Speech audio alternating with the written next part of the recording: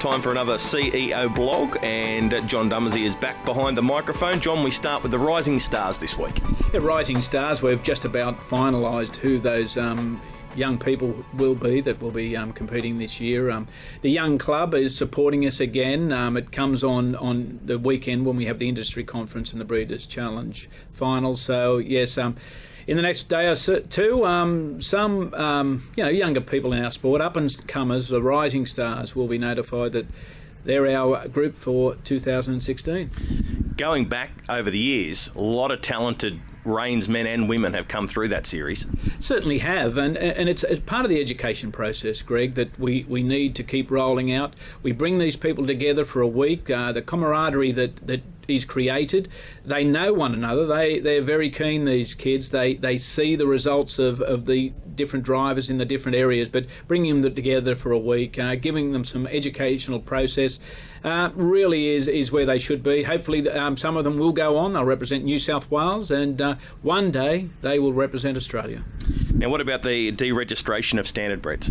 This is something that comes under our equine welfare charter, and it's a national approach, this one. Harness Racing New South Wales and all the states have been working together. We need to, I don't say clean up our act, but we need to clean up our files. Our database on Harvey is just congested with horses which are no longer with us. They're not in the sport as racing animals. They're not in the sport also as breeding stocks. So that will happen, especially in New South Wales and at a national level too, over the next few months.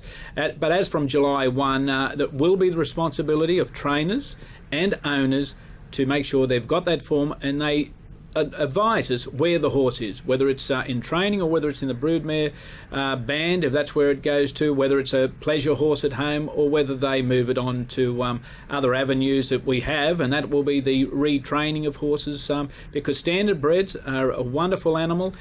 We did see an example on the 7-Year Itch on Channel 7 last night of a standard bred being used as a pleasure horse. So deregistration will help us with the data to know exactly where all our stock is.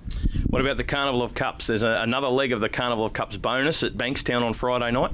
And a very good race too. Les Bentley and his crew will be turning on all the lights and all the razzmatazz that Bankstown has, and the Carnival of Cups rolls onto there. This will be the last opportunity for horses almost to qualify, because there's only one more race, and that will be the grand finale at Bulli at Tabcorp Park Menangle on the 30th of April, where there will be a special function.